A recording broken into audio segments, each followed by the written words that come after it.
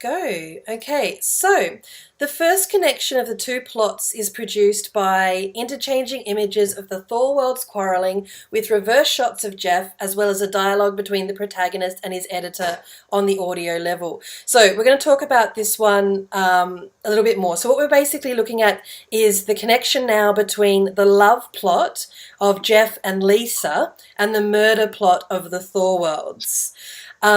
So they're introducing this scene where we have the Thor worlds quarrelling, and then there are reverse shots, so looking back at Jeff, as well as dialogue between Jeff and his editor.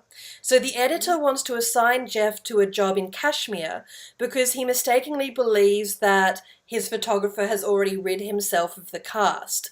The place is about the get up in smoke? I don't know if that's the correct quote. He says, and Jeff retorts, "What did I tell you? Didn't I tell you that was the next place to watch?"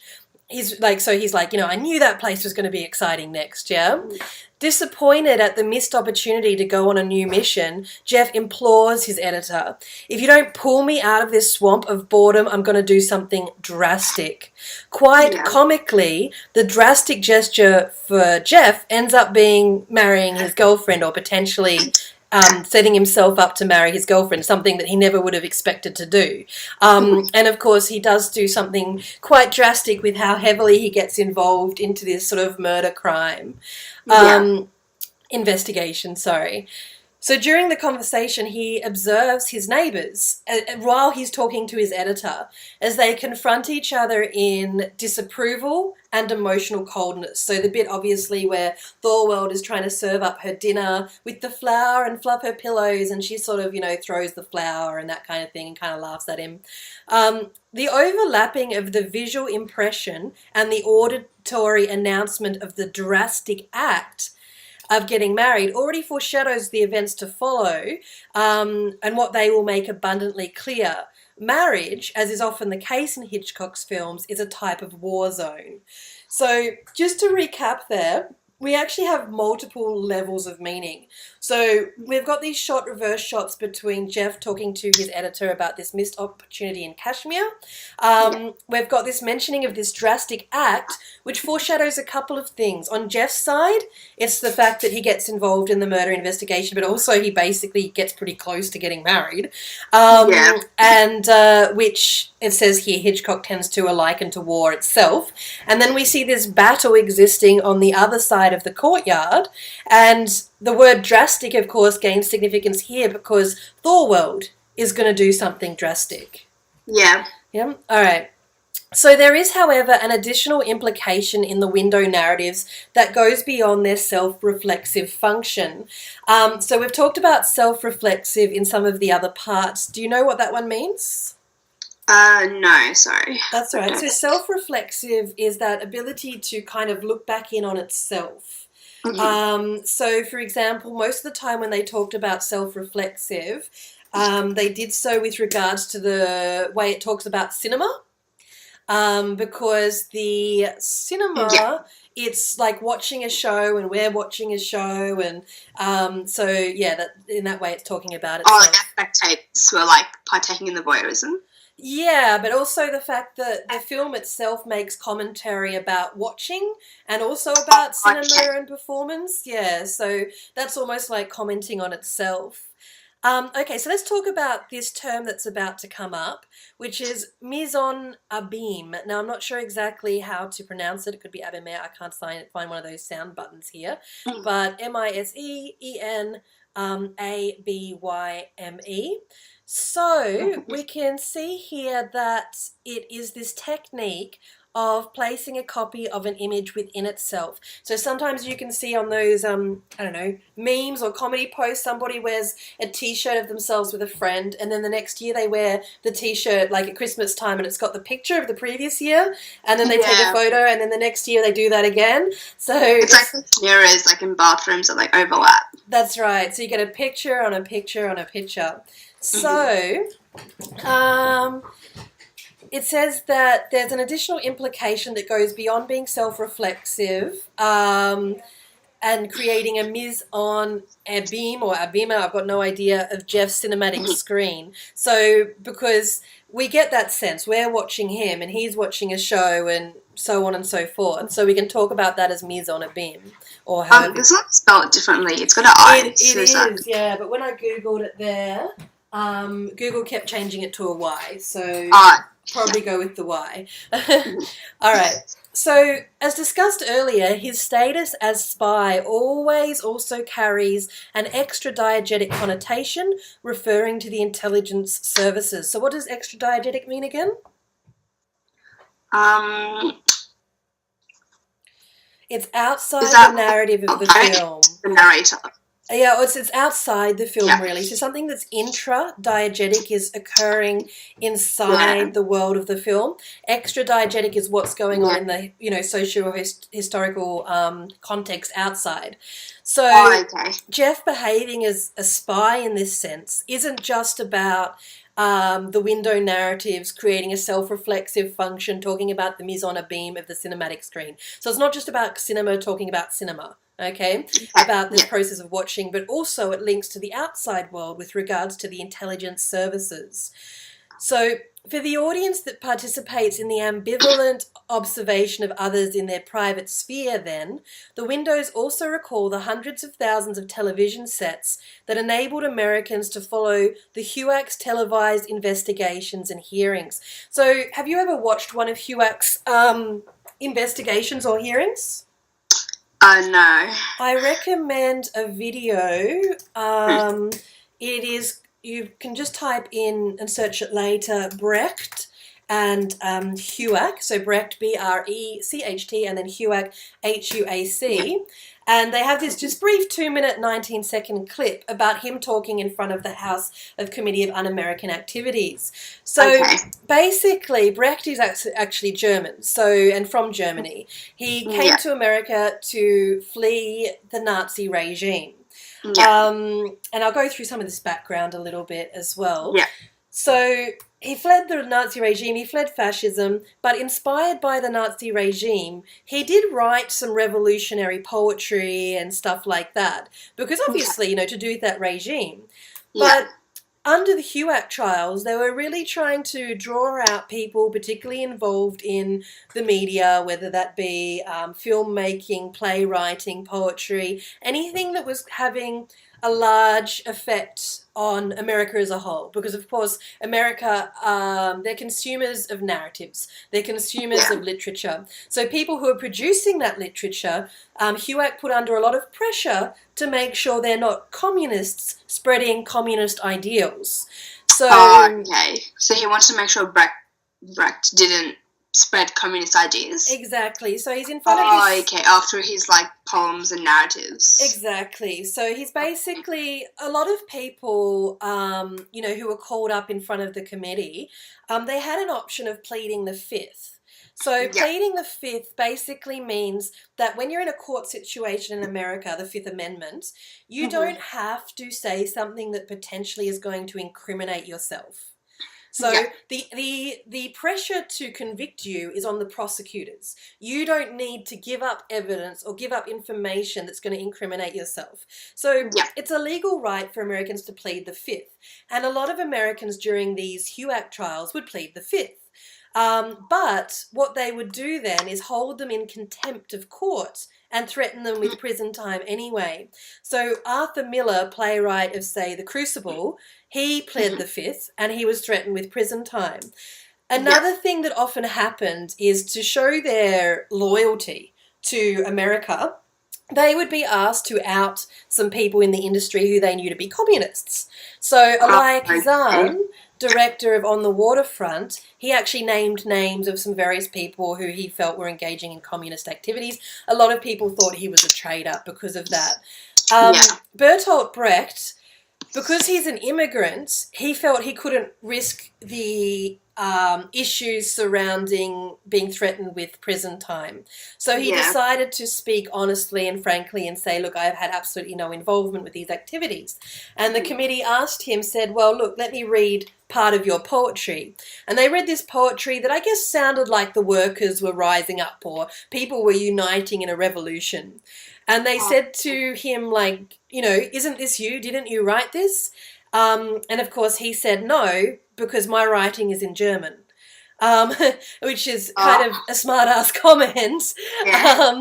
But, he explained that, of course, coming from a fascist regime, of course he was writing things like that because it was the people against fascism, nothing to do with communism. And I'm pretty sure he ended up leaving America for a while because he was very concerned about where America was headed, because this kind of witch hunt behavior, trying to weed people out, causing them of being certain things, reminded him too much of what happened in Germany when Hitler came to power.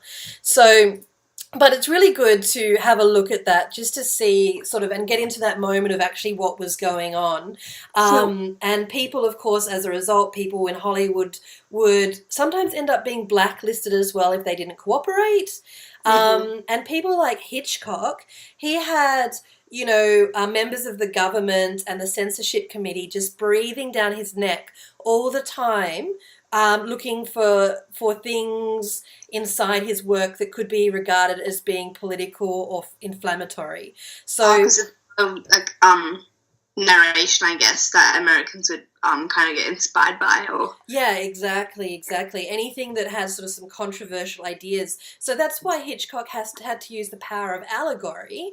Have these people in these apartment buildings and things like that to deliver a commentary about these acts of invasive surveillance. So it was his sneaky way of making a comment about what was going on, but without being blacklisted, without getting his film banned. Yeah. Alrighty. So, as I said before, there were hundreds and thousands of television sets where Americans were watching HUAC's televised investigations and hearings, just like you can watch on YouTube.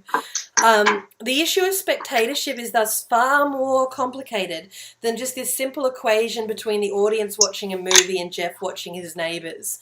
The viewer is complicit in peeping in on the cinematic dwellers and the concomitant, we'll look at that in a second, enjoyment along with the protagonist.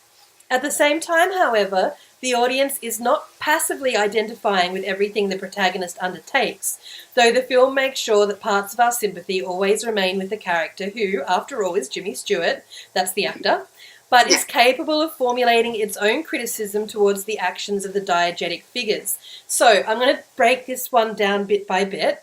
First of all, let's go and chase up this fancy word. Concomitant, which means naturally associated with something. Okay. So a sentence here, she loved travel with all its concomitant worries. He sought promotion without the necessary concomitant of hard work. So something that's meant to come with something else. Let's check the pronunciation. Concomitant. Oh, that's close enough. All right. So what they're saying here is, yes, of course, we're participating in this cinematic experience and enjoying that, sensation of watching others. However, we don't passively identify with the main character. We're in a position where we ourselves can formulate our criticisms towards the actions of the people in the film. So because sometimes in some movies and narratives, we're automatically positioned to side with the main character. They're the hero, so to speak. But we're not, boxed up in that same way in this film. We're actually encouraged to question whether, the ethics, the right and wrong of what they're doing. Yeah. To add then, so we've got a few layers here. One, we're a part of the watching and the enjoying.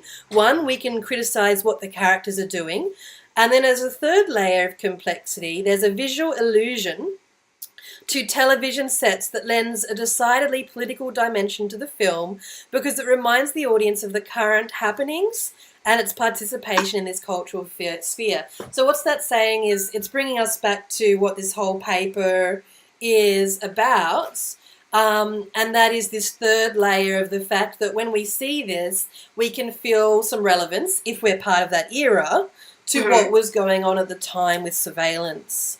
So would that be the reason why we can't passively identify with the narrator? Is because, I guess unless you study the film, you won't be aware of the setting and the time of the film. So generally, you won't kind of, I guess, take into account that it was a Cold War era and people were encouraged to, I guess, Yeah, look into other people's lives. At the time, you know, because of its relevance to everybody, they would have really brought a lot to them, you know, themselves to the film as viewers, and that's why it's imperative that you guys as students study that era. So you can look at the film through a lens of not just a modern student, but as somebody who is vested in what was happening at the time, and the political messages. Exactly. Yeah. Yeah, and again, to bring that extra lens, because that's the third dimension, extra analytical lens that you can possibly bring into the exam. If you don't bring that lens, well, the bottom level is just talking about characters and themes. The second level is adding your knowledge of cinematography onto that. The third level is understanding that extra layer of political, socio-historical narrative that surrounds it. The audience at the time, because I guess the main point of a film is to kind of be able to relate with the audience, and I guess this film did. Absolutely. So, to return to the main plot and its military undercurrent. So if you watch part 2, you'll find out how Jeff can actually be perceived as a returned soldier, because and have a lot of links with the returned soldier. So these Cold War series looks not only at the surveillance and fears of the Cold War, but also what a lot of returned veterans were experiencing in their difficult to transition to paranoia and to life back home. Yeah, the paranoia, but also that frustration where they've come from an environment where there's action happening every day, and then they're all of a sudden having to adjust to the domestic world. You know what I mean? Yeah. And I guess for many soldiers, the domestic world would seem kind of superficial in its troubles and things like that, you know? So it would be hard to adjust. Would you say that? Sorry. Yeah.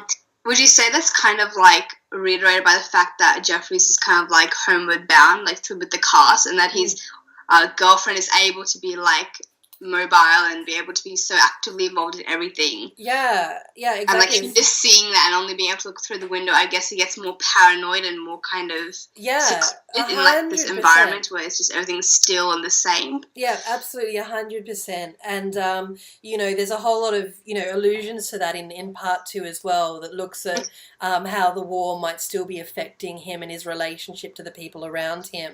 Yeah.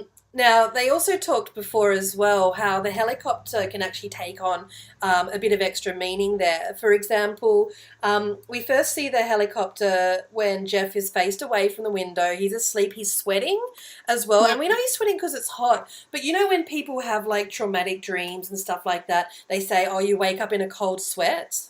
Yeah. So we could almost say that the helicopter is reminiscent of, something that could be seen in a military setting.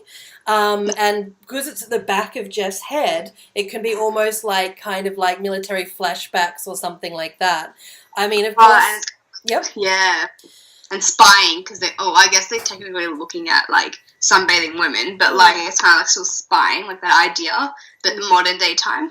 Absolutely. So it can look at this idea of surveillance and voyeurism, but can also operate as a visual memento of the war if we're doing a returned soldier military reading.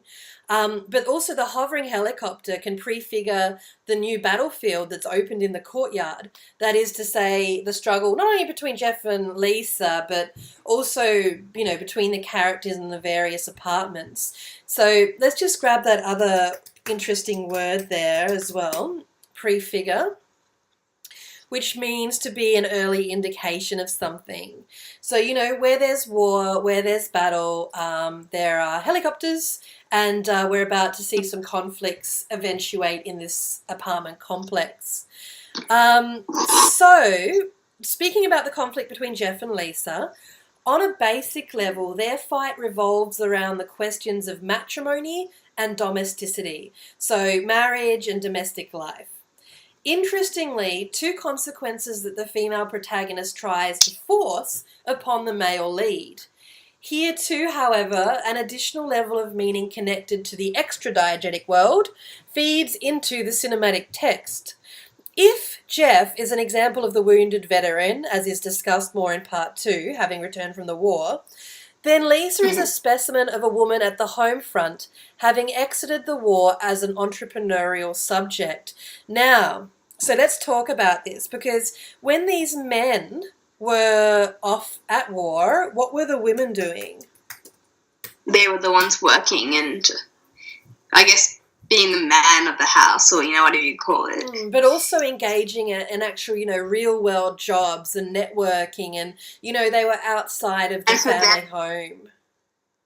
Yeah, and for them it wasn't, like, obviously it might have been hard to transition for some of them and they had to kind of stop their jobs. But for many of them, like, life didn't, I guess, completely stop. It was just, the men are back, but we just got to continue going on. Well, some of these women actually really flourished in this scene, where they were allowed to be in charge of business roles and things like that, more so than before. So we know that entrepreneurial is obviously, you sort of, you have initiative when it comes to developing and growing your businesses. I guess. And when we see Lisa and when we meet her, we can see by her costuming and how she operates that she's doing very well for herself. But we could interpret that as being of a high class, wealthy family or something like that. But the way Lisa talks about Miss Torso, that whole thing of juggling wolves and basically talking about networking, that shows us that in Lisa's world, she actually has to do something different, similar to that. Do you know what I mean? She goes to these parties not just to have a good time, not just to flirt with men, but to network, to make connections. Yeah. And she almost kind of offers Jeff a job. Do you know what I mean? She's like, basically, come and work for my lot, for the people that I associate with. And all of this is, if we're looking at the returned soldier motif or interpretation or illusions, it's basically exemplifies how a lot of the men who were coming back from the war felt threatened by this more powerful, self-assured and assertive way that some of these home front women were conveying. So, they leave to go to the war being the men and the business people, and they come back and all of a sudden the women are saying, hey, you can work for me or for my people, you know what I mean? And that again comes back to that word emasculating, it threatens their manhood. So it's not just domestic life that he feels potentially uncomfortable with in that transition, but also this broader threat that the men felt of these up-and-coming women. Essentially for the time when women kind of were just told to be at home and be the housewife. Exactly. And I guess, like, in the film, or in Jeff's case, is literally the opposite. Like, he never leaves his room, like, never leaves the apartment building. Exactly. So I feel like practically the only time you see her is after work, after a tired day. It's like practically the opposite. She gets the wine, but she also gets the dinner. So she's doing both, where Jeff just has to sit and watch. Exactly. So it's like she's the breadwinner, but she's not just the breadwinner, she's the lobster winner. Do you know what I mean? So she's really putting on a spread, and that can be emasculating for the men. Yeah. So it is essential to recall the fact that America's involvement in World War II entailed unprecedented changes in demographics and economics. So what people were doing and where gender roles and things like that. In order to sustain the enormous need of material and labour, women had entered the workforce in vast numbers. After the end of the war, and in spite of propagandistic efforts to persuade women to return to their domestic spheres, many had proven unwilling to relinquish their newly won freedom. So propagandistic is obviously a take on the word propaganda. So there would have been a lot of messages on radio, television, even posters and magazines that would have been subtly encouraging the women to go back into the domestic realm. But some women just didn't want to. Yeah. Can I ask a question? Sorry. Yeah. What about, I know this is about Jeff and Lisa, but what about Doyle and his wife? So it's interesting there. Doyle is obviously evidently uncomfortable as well in his marriage. And he's hugely jealous of Jeff, who for the most part, except for the fact that he's injured at this point in time, seems to be still enjoying an illustrious career of excitement and freedom. I think Doyle as well, from the sounds of things, we get this idea that maybe he was a bit of a womanizer in the past. Yeah, he sees Lisa and everything. Yeah, because again, a pilot wasn't your general grunt type work for military. Do you know what I mean? If you're a pilot, you generally came from a good background. Women would have swooned over a pilot. You know what I mean? So he may have had a bit of a womanizing past, and now he's, this one-woman man. And there's no indication that necessarily his wife is... challenges the domestic sphere or anything like that, but certainly he feels a bit tied down by the domestic. So I wouldn't say so much that he's challenged by, in a little bit. The one point that he shows that he represents this mentality, this patriarchal mentality of men wanting women to keep their place, is when he ridicules Lisa's female intuition. Yeah. So he asks her as well to go and make him another drink. Yeah, he says we'll let the female department handle that one, like that. Yeah. Or So female intuition. I'm so could you say that? I guess the scenario between both men, because they both come from the war. I guess there's not enough action in their life. He still has to kind of go back to when he goes back home. It's still boring. Yeah, and he can't go and take those wild jobs anymore because he has a wife and a child to fend for as well, Doyle. So we know he has a child because, when they call back later, they've got the babysitter there and stuff like that. So they certainly do have a pre-war mentality of what a woman's role is. Doyle has this added element of being a little bit of a womanizer, really emblematic of the patriarchal mindset. Jeff, too, is evidently somewhat emasculated by Lisa's strength and her, how strong she is. Anyway, so there is no direct or implicit allusion to Lisa's position during the war. She is a successful entrepreneur in the fashion industry, and despite her resolution to convince Jeff of settling down with her, markedly opposed to vacating her profession. So it just suggests there that there's no indication necessarily that she wants to get out of her line of work. On the contrary, she assures her lover that she possesses the relevant network to support him in opening a photography studio, in the city in order to work in a steadier surrounding. Jeff, however, responds with spite. "Can't you just see me," he asks, driving down to the fashion salon in a Jeep wearing combat boots and a 3-day beard. His dismissal is expressed with military language because obviously he still adheres to a perception of himself as a soldier. Now, again, the film, other than the fact when he talks with Doyle and Doyle mentions their military past together, and the military photographs on the wall, there's no indication... Yeah, that's all covered in things, Yeah, so there's no indication beyond that, he's necessarily much of a fighter beyond being, a... what do they call it? Photojournalist. Yeah. So, but of course, he was involved with Doyle in the war, so we can literally refer to him as being somewhat of a returned soldier, but the film itself mainly focuses on his photojournalist career post-war. But we can safely claim that, yes, he was involved in the war. Okay, let's wrap this up.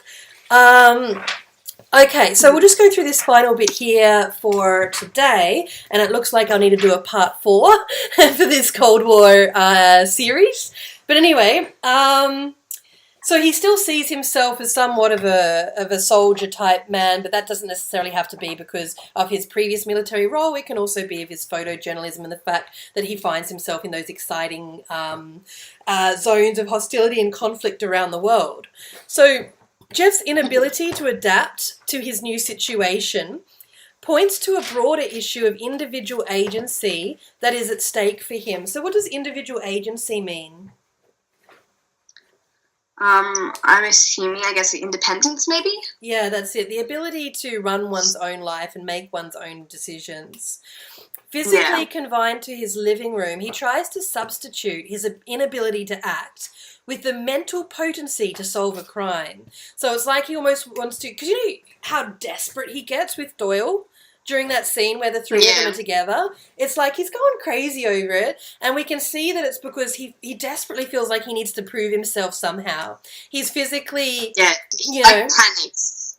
Yeah, so he's physically... panics Joel says it's a private order, but he like rolls his wheelchair up to him and really just like he like begs him to like tell him something. Yeah, because he needs to prove himself because physically he can't be as he used to be, so he has to show that, you know, he has some prowess, maybe mentally or something else.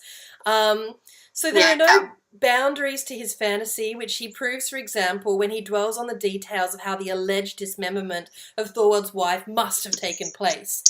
While paranoid narratives in American cinema only reach their peak 15 years later, this writer argues that the figure of Jeff constitutes the precursor of the paranoid subject populating the screen. So this reading is actually really going to delve into this idea of the paranoid subject or the paranoid character, which is something, you know, obviously I'll flesh out more in part 4. So I'm going to have to leave it there.